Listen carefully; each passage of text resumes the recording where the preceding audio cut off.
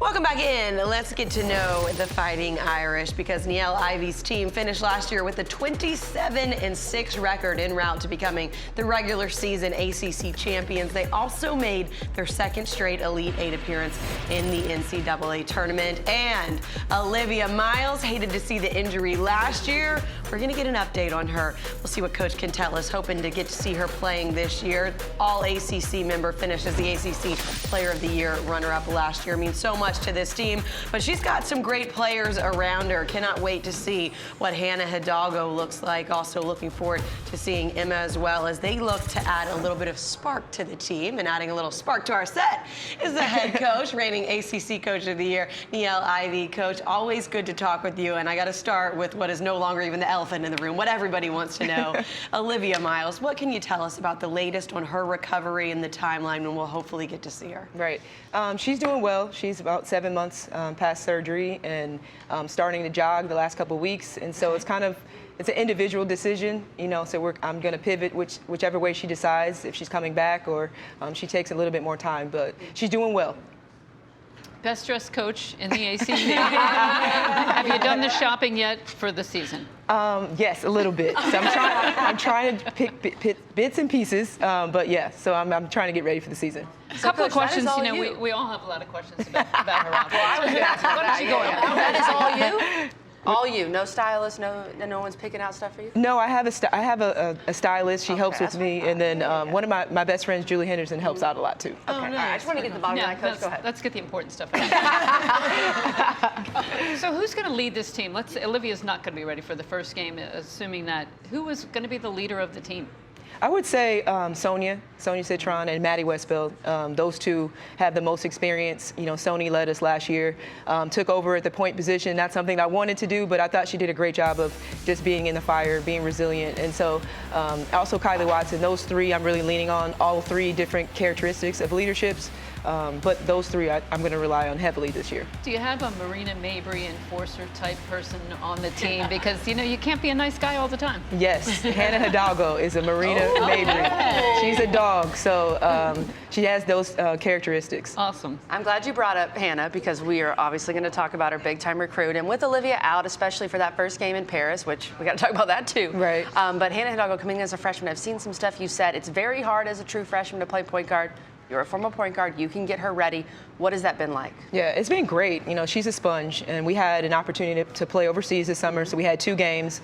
So I had a chance to really get with her in practice, watch a lot of film with her, and just understand the way that she thinks the game. So that was great for me and for her. A lot of communication. It's going to be a lot of hand-holding a little bit, but she's a learner. Like, she wants to learn. She wants to get better. She's really hard on herself, as all point guards are. But she's done a tremendous job of just soaking everything in and trying to learn as much as she can. Yo, Citron is an unbelievable player. I mean, I think sometimes she may have surprised a lot of people last year, how she just stepped in that leadership role. How is she being that leader that you need for her to be for this season, just in case if Olivia cannot come back? Right. She's really worked on her ball handling. She's worked on handling situations with pressure, working on her finishes. But I think just being in the fire last year, she just learned on the fly. And she's the type of player that she told me, Coach, like, don't worry about calling the plays. Just tell me what you want me to run. I'm going to do whatever you guys need.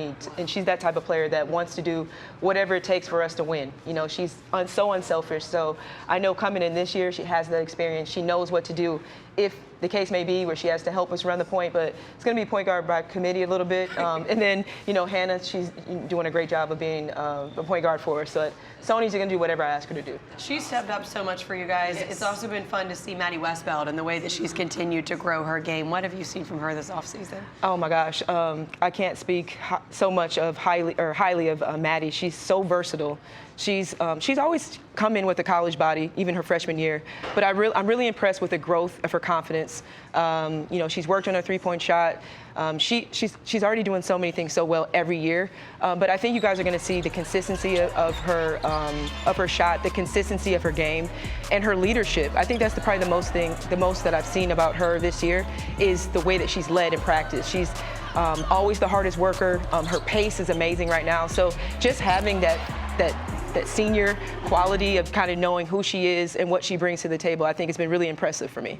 You have really great guards. Can you see yourself playing a little bit smaller with Maddie, maybe even at the 5? Absolutely. There's so many different rotations I've been looking at with the depth that I brought in with Emma, with AD, Anna DeWolf from Fordham, having so many guards, Cass Prosper, KK Bransford. There's so many guards that we have. So I think trying different lineups, I'm going to definitely try to see if small ball might be another weapon. Yeah.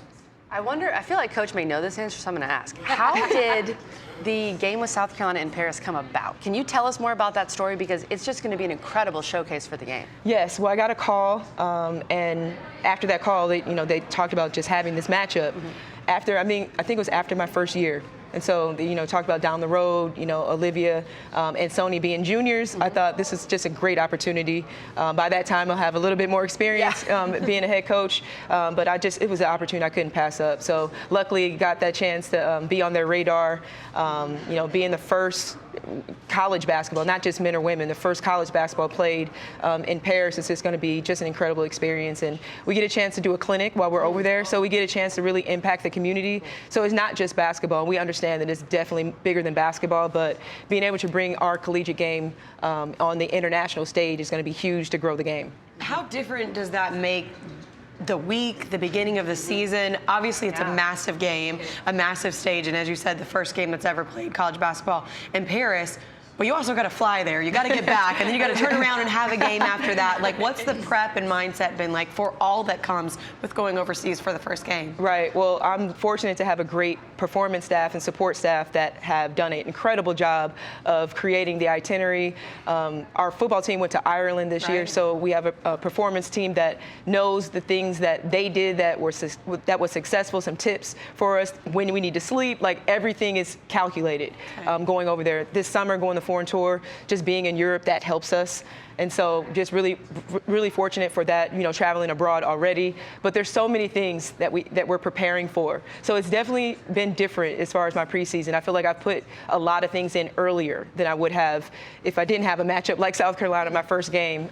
So just really looking forward to it, but I feel like we hit the ground running this summer to try to prepare. And it's hard to prepare for a team like South Carolina, so we're excited to see where we're at this point in a couple weeks. And that football team went over there and they got the season started off right and got the win. You guys have a different kind of task in playing South Carolina. Definitely a different type of task. This will be good. No, Coach, we talk about the players and everything. We would like to give you your flowers. How you just stepped in and just took this program and continue to elevate it as coach. I mean, the Hall of Fame coach right here, and you came behind her, and you have done a great job. Like, do you ever just find yourself just sitting at home and like, man, you don't want to get complacent, but you're just like, dang, I'm really proud of myself. Like, I'm really out here doing it. I told myself I need to start being more present. That's what I told myself last season, because I feel like the expectation is so high that I don't get a chance to just really just embrace where I am. But it's a credit to this one right here, to the Hall of Famer. She showed me the way. Wow. So I was a sponge under her. I wouldn't be here, standing here, or sitting here with this program if it wasn't for her giving me that first opportunity as assistant coach, but then watching her. I got a chance to watch greatness as a player for 5 years and for 12 years as an assistant. So I'm a reflection of her, and my goal taking over this program is to honor her, but also just to continue to elevate what she's already done. Okay, Coach. You told her to say that. I know you told her. Having a moment right here. Niele was like a daughter to me from the time that she came to Notre Dame, and I knew that she was going to be a great coach someday. She was a terrific player. Loved coaching her. Jaden grew up. I feel like I was like the aunt there when he was driving around. But just all great things, and so excited for you. You mentioned Jaden. That's something that I think we've gotten to a peek behind the curtain as you've allowed so many people in, just to see that relationship and people fall in love, not just with you and the team, but also what you guys are as, a mother and son. How's he doing? And have you gotten to spend some time with him this offseason? Yes, he's doing well.